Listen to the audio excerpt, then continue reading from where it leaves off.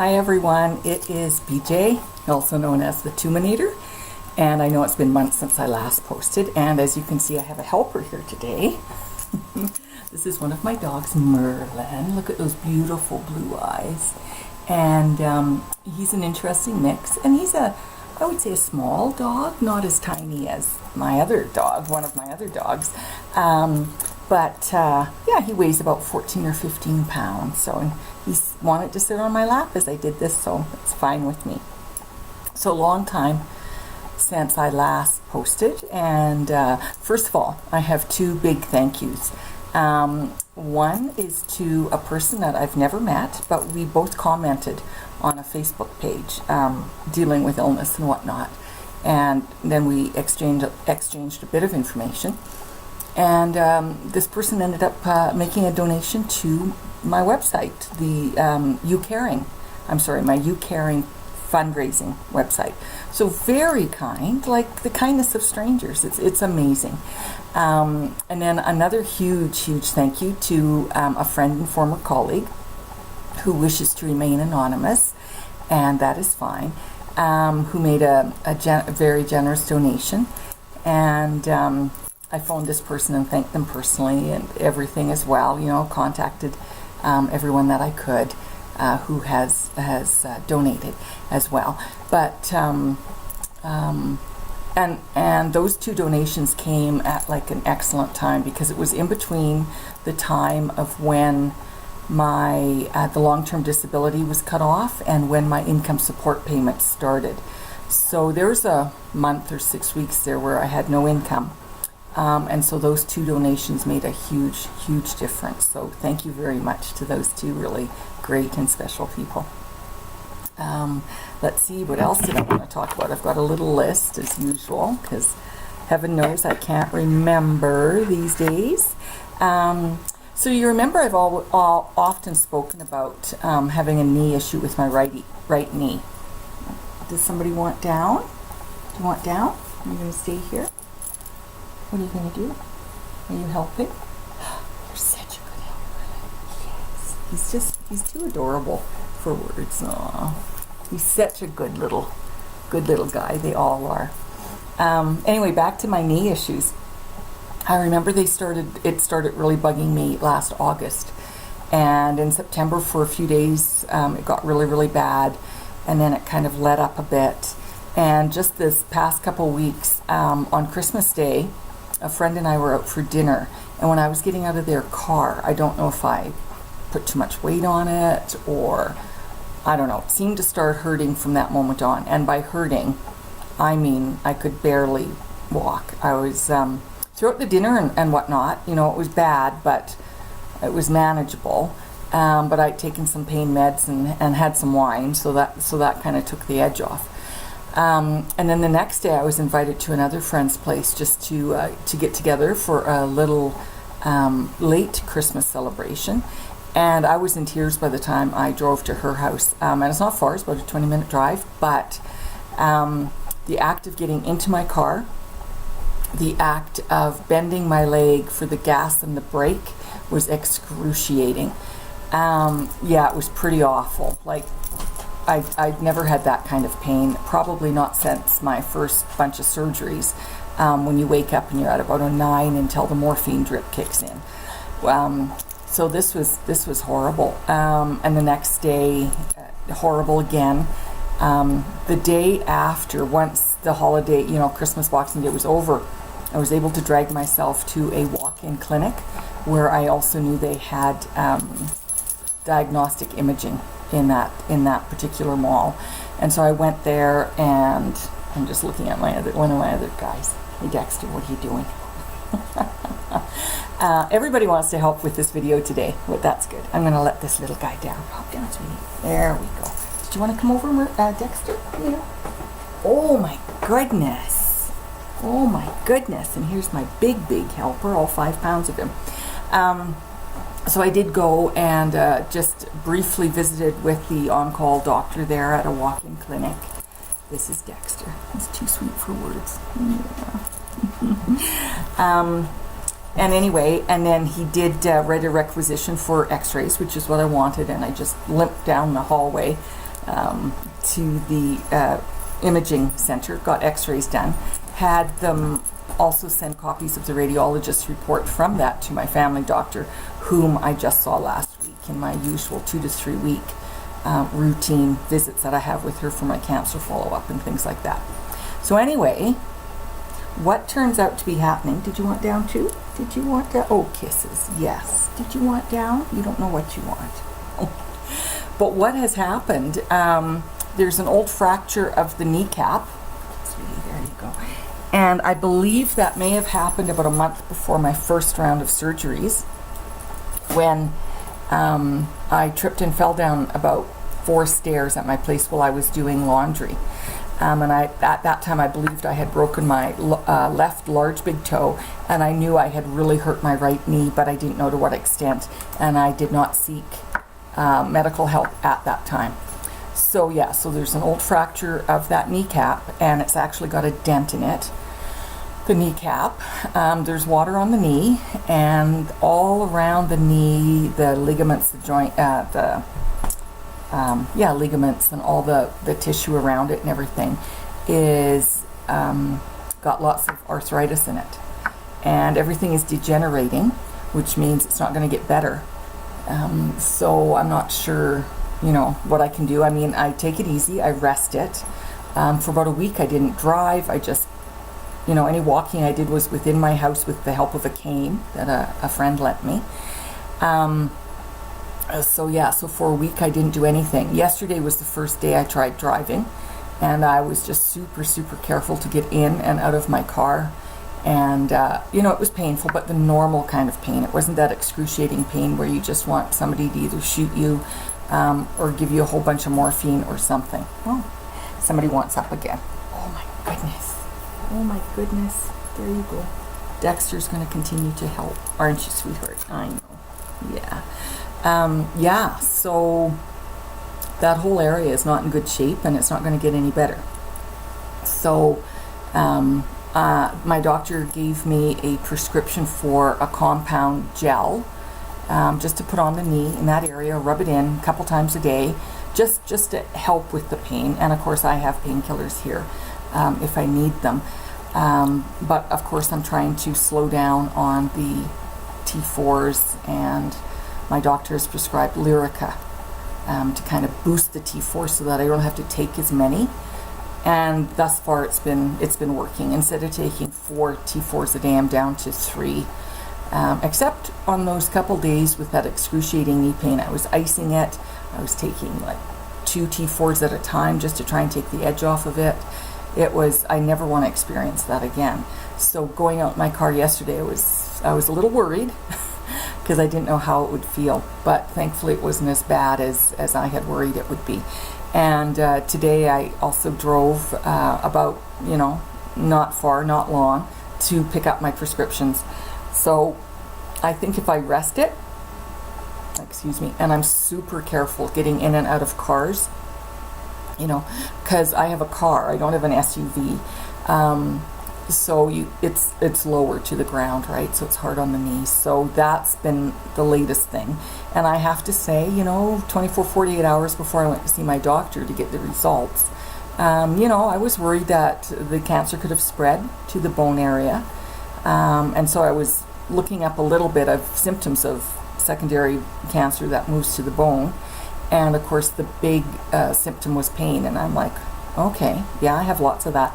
But I didn't think it was cancer because when I rested it, when I wasn't walking or driving, just resting it, the pain eased up. And I felt that if it was cancer, I wasn't sure if the pain would ease. So fortunately it wasn't. It was not cancer. It has not spread to my bones. So that's good news. So that's the big issue now, is this knee, and just trying to, manage with it. But at least now I know what I'm dealing with and can go forward with that. The other thing, let's see what else. As you know, in August, my insurance company chose to cut and stop my long-term disability payments, and so I applied for and was fortunate enough to receive income support, which is the old-fashioned welfare. It's a provincial payment, so that's what I'm surviving on. And I got an email from my employer, from their HR department, about, almost a month ago, telling me that in January they will be cutting off all my benefits because I'm not actively working. So I feel that's, silly and extremely counterproductive. You have an employee who's trying to get better in order to get back to work, but you're going to cut off their benefits, which includes their medication, all that kind of thing that they need in order to get better, to get back to work.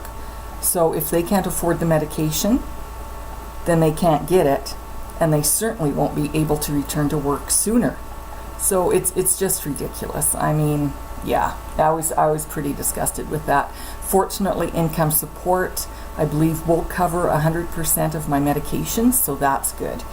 And as for the amount that income support gives a single person with no dependents, they don't consider pets or anything, that you have to pay for vet care and food and everything, is extremely minimal. And I did send an email to the MLA that handles that portfolio, and I was pleasantly surprised when I actually got a phone call back from someone who works at income support and has been there for, I believe he said, 7 years. So we had a great discussion about the limitations of income support. And and there's been no increase to it for about, when did he say? About 10 years ago, the AISH payments changed a bit. So I'm not on AISH, that's for a different sorts of disabilities. But as for income support, it hasn't changed in decades. It is not tied to the rate of inflation. It doesn't increase with that. It's got nothing to do with the unemployment rate. It's just a set amount, and that's it. And that's all you get. It doesn't matter if prices go up for rent or mortgages. It doesn't matter the cost of food. It doesn't matter any of that. It's this X amount, and that's all you get. So that's pretty sad. However, I think income support initially the purpose of it is to help people between jobs. Maybe they need extra training, which they could attend, that sort of thing. I don't need that. I've got a career to return to. It's just because of cancer and the side effects of the medications that I need to be on that I'm not able to return to work. So I'm in a weird situation. So fortunately, I've got an extremely understanding landlord. As you know, I believe I've spoken about him before, and how he reduced my rent a bit when he found out I was going on short-term disability initially when I had the surgeries and everything. So I had talked to him and let him know what their limit was for housing, which was very, very, very minimal. And he said, you know what? Just pay X amount of dollars. Basically, I'm just covering the property tax. I'm keeping a spreadsheet. When I am back to work, I will be owing him thousands and thousands of dollars, which will probably take me a couple years to pay off, to return to him. But I'm so grateful. Otherwise, where would I go? I was thinking, well, do I have to sell all my furniture? Should I try and move into like a tiny little studio apartment that, are they going to allow pets? Are they going to allow 3 dogs and a cat? It's just uprooting everything. But I was really, really fortunate with a very understanding landlord. So I think that's great. And I really appreciate that thoughtfulness and kindness. So no idea when I will be returning to work. Of course, this knee issue isn't helping either, is it now? So and the letrozole that I'm on leaches the calcium out of the bones, so that certainly isn't helping the kneecap. And it causes bone, muscle, joint pain, among many other things. So, it's somebody's barking at nothing. So it's a tough situation, but you do what you do. And also HR informed me that when I do return to work, I will be going back, of course, on a graduated return. My doctor and family doctor and I will decide how many hours a day, how many days a week, and gradually build up to full-time. But I will be receiving no benefits, no sick days, no vacation, no, what else? No prescription coverage, no eye care, eyeglass coverage, nothing, until I'm full-time. So it's basically like being on contract again. You sick and you have to stay home, you don't get paid.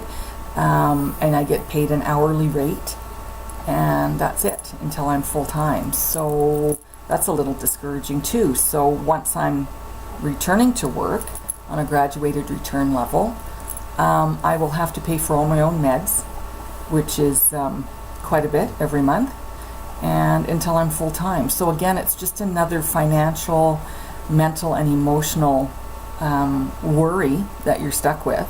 That's always on your mind, along with the, little bit of nagging, constant fear of secondary cancer. So you really are on your own. I mean, I'm fortunate to have income support. I'm fortunate to have some family and friends that have helped a great deal. But in the big scheme, I'm just a number in a huge company. And I think what the main issue is, it's not so much that I'm costing them anything. If they kept me on benefits, and they're a huge company, multi-million-dollar company, and for what they'd be paying every month for insurance for their employees, for benefits, I'm just one person, But I think where the problem starts is that I'm taking up a space, a position on paper, and I'm not making the company any money. So I'm not costing them money per se, but I'm not making them any money. And we all know that's the purpose behind business in capitalism, is to make profits and to make money, and I'm not contributing to that. So, but cutting the benefits, that is so counterproductive. You're trying to get well, you need medications and everything to get well, and then they're not paying for it because you're not working. And like I said, if income support wasn't paying for it, I don't know what I'd do, because I couldn't afford all of them every month. So it's counterproductive. We're taking away your medication that you need to get better because you're not working yet, and now it's going to take you longer to get better, to get back to work. But what do you do? Anyway, it's nuts. Anyway, I've gone on and on long enough. But the hair is coming in most days like this, at this length. I haven't cut it. I don't intend on cutting it. I'm not coloring it. I don't intend to do that. Like today, I think I look like Bob Dylan on a bad hair day. It's super curly. It's darker than it was my natural color. At first, I thought it was the same color, but it really isn't. It's, right, Dexter? It's darker. It's like a dark brown or a very soft black. So it is darker. It came back darker and super curly. So, but I'm thankful I have hair. So there's always lots to be thankful for. So anyway, I think that's it. That's the update on stuff. I'm glad I know what is up with my knee and, how I need to take care of it. Oh, and my family doctor has put in, what do you call that? A referral to an ortho person. That can take months, of course. Merlin. Oh, somebody must be on his street. But anyway, so that's it. And another great thing to be thankful for is all my animals are healthy. And the weather is really improved. So we're glad for that. Anyway, that's it. And I'll post again soon. Or I'll really try to. Okay, thanks and bye, everyone. Bye-bye.